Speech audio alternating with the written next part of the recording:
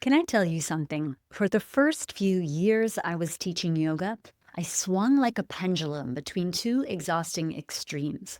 Some weeks I would spend 3 hours planning a single 60, 75-minute class. Color coded notes, backup sequences, contingency plans for every possible student who might walk through the door. I would research transitions using VHS tapes. Yep, remember those? It was the early 2000 aughts. I would sketch out timing for each pose.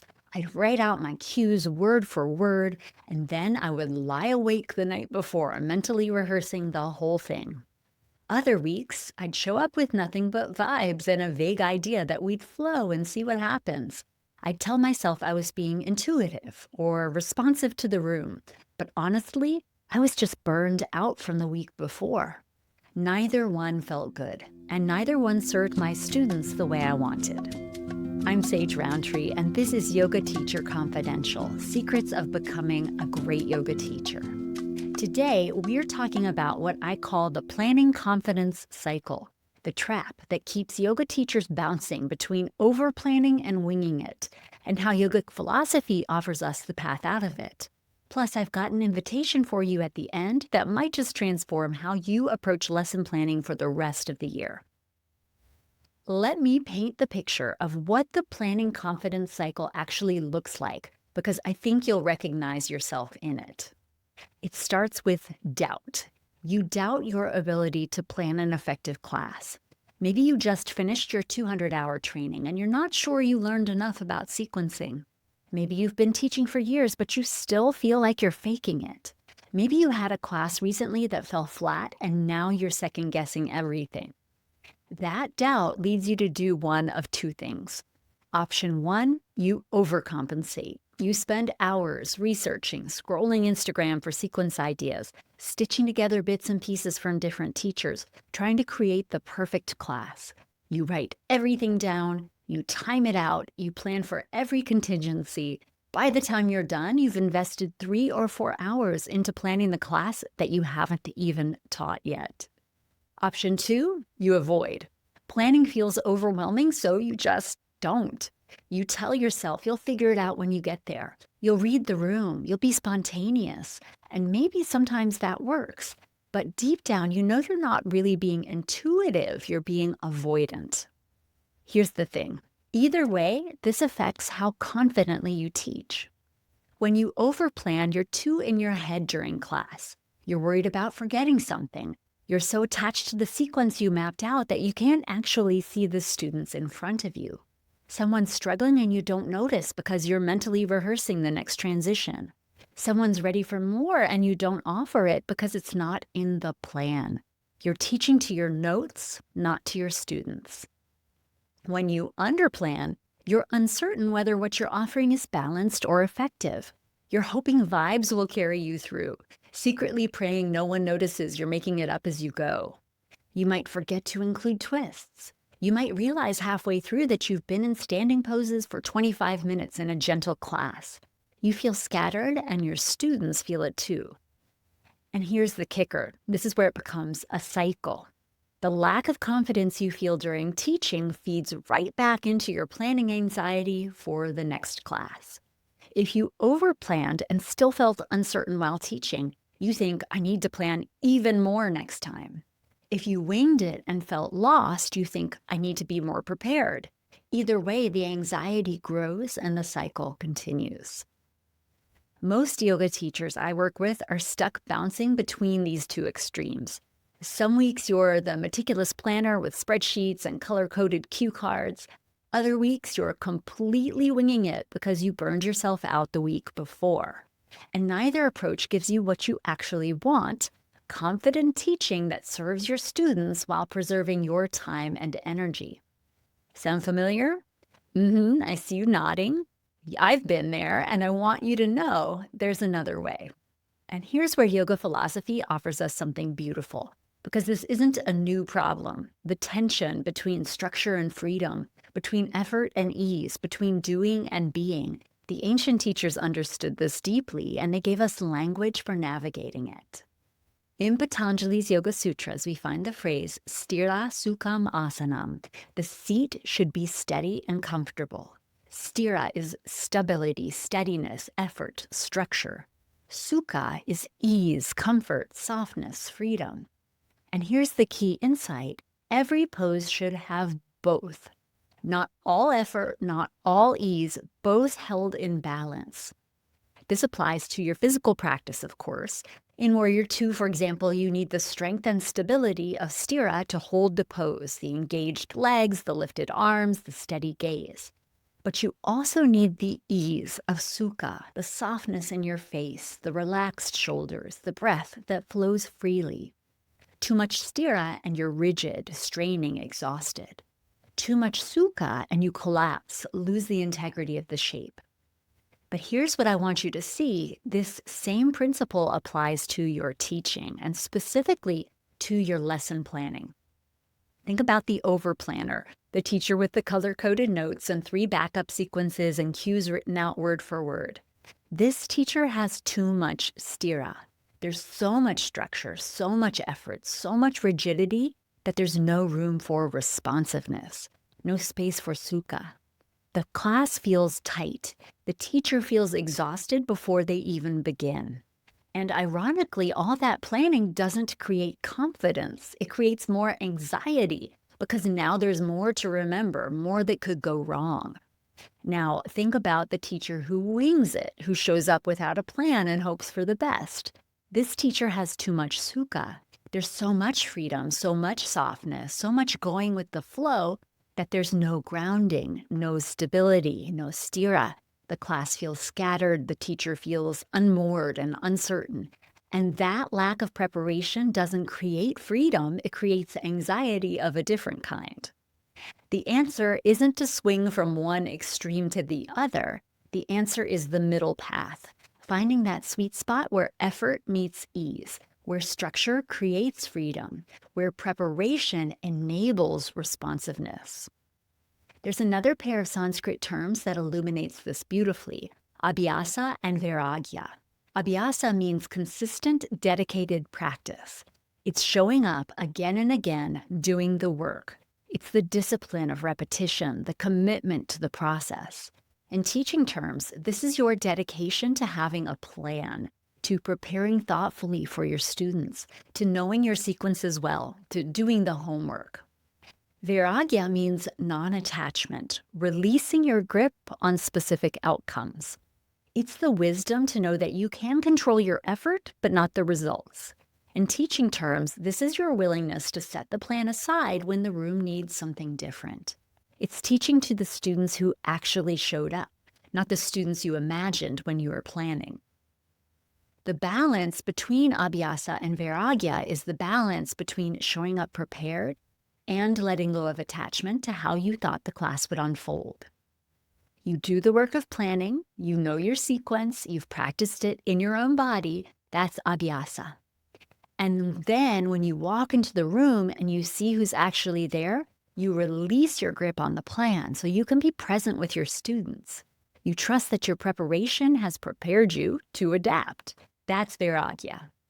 This is where confidence lives. Not in perfect preparation because there's no such thing, and not in improvisation because winging it isn't the same as being responsive. Confidence lives in the balance, in the middle path, in sthira and sukha, abhyasa and vairagya held together. So how do you actually find this middle path? How do you break free from the planning confidence cycle and start teaching from that balanced, grounded place? Let me give you some practical steps. First, recognize which extreme you tend toward. Be honest with yourself. Are you spending more time planning classes than teaching them? Do you have notebooks full of sequences you've never actually used? Do you feel like you can never be prepared enough? That's too much sthira. You need more ease, more trust, more willingness to let go. Or are you chronically underprepared? Do you avoid planning because it feels overwhelming? Do you tell yourself you're being intuitive when really you're being avoidant? Do you often feel lost or scattered while teaching? That's too much sukha. You need more structure, more preparation, more grounding. Most of us lean one direction or the other. Knowing your tendency is the first step to finding balance. Second, embrace repetition. This might be the most counterintuitive advice I give, but it's also the most powerful. I teach the same lesson plan for an entire month. Not because I'm lazy, not because I've run out of ideas, because repetition serves my students. When my students practice the same sequence week after week, they build body memory. They build confidence. They stop having to think so hard about what comes next, and they can drop into their bodies. They start to notice their own progress. Oh, that pose felt easier this week, or I could balance longer today. They get the gift of familiarity in a world that's constantly demanding novelty. And here's what repetition does for me as a teacher. It frees me up to actually teach. When I know my sequence so well I could teach it in my sleep, I'm not in my head trying to remember what comes next. I'm watching my students. I'm noticing who's struggling. I'm seeing who's ready for more. I can read the room and respond. Not because I'm winging it, but because my preparation has created the space for responsiveness. This is abhyasa in action, consistent practice that creates mastery. And it creates the conditions for vairagya, the ability to adapt without anxiety. Third piece of advice, develop a framework you trust. One of the biggest sources of planning anxiety is the fear that you might leave something out. What if the class isn't balanced? What if you forget twists? What if you spend too long in one position? A good framework eliminates that anxiety. The 6-4-2 framework I teach, 6 moves of the spine, 4 lines of the legs, 2 core actions. The 6-4-2 gives me confidence that every class is balanced no matter what. I don't have to overthink it. I don't have to second guess myself. The framework has my back. When you trust your framework, planning becomes easier. You're not starting from scratch every time. You're not scrolling Instagram hoping for inspiration. You have a structure that works and you simply fill it in. Fourth piece of advice, experience your sequence before you teach it. This is part of my SERVE method. The first E stands for experience. Don't just plan your sequence on paper. Practice it in your own body. When you've actually moved through the sequence, you know where the transitions feel awkward. You know how long things actually take, not how long you imagine they'll take. This is preparation that builds genuine confidence, not the false confidence of having everything written down, but the real confidence of having felt it in your body. Now I want to invite you into something special. If you have been stuck in the planning confidence cycle, if you're tired of spending more time planning than teaching, or tired of showing up underprepared and hoping for the best, February is your month to break free. Inside the prep station, my membership for yoga teachers, we're running a lesson plan challenge for the entire month of February. And here's what makes it perfect. February has exactly 28 days, 4 straight weeks. No leftover days, just 4 clean weeks to transform your relationship with lesson planning.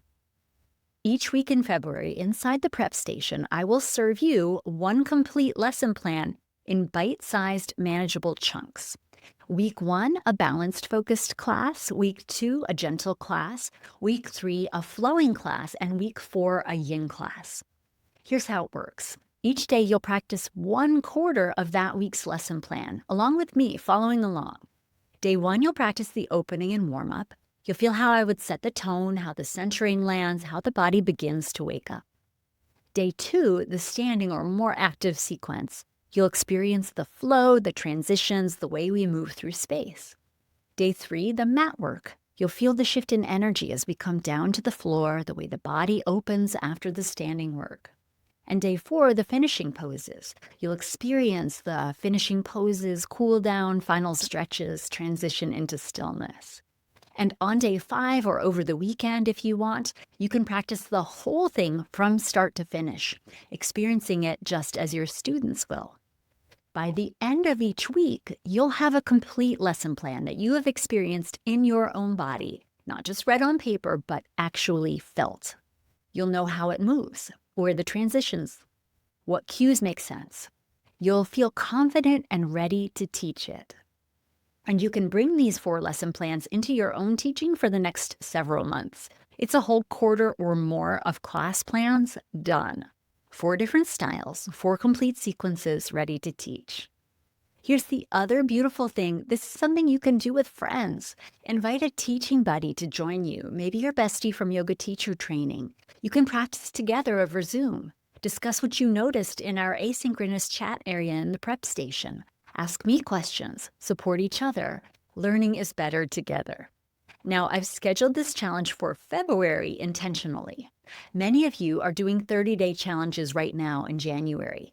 Maybe like me, you're doing my friend Jenny Rawlings's 30-day yoga snack challenge or something similar to jumpstart your practice for the new year.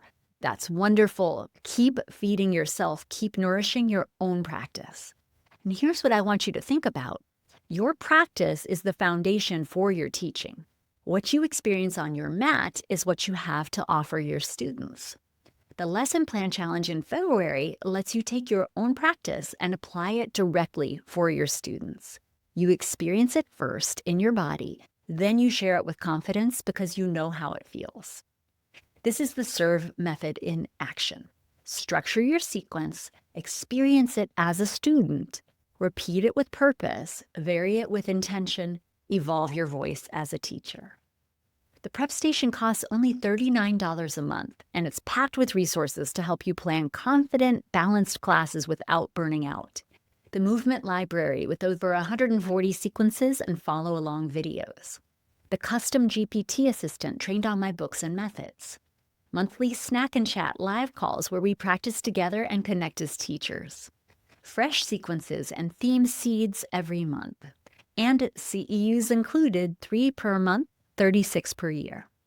If you are ready to break the planning confidence cycle, if you're ready to find your middle path between overplanning and winging it, join us for the February Lesson Plan Challenge. Visit www.comfortzoneyoga.com/prep to sign up. I'll drop the link in the show notes.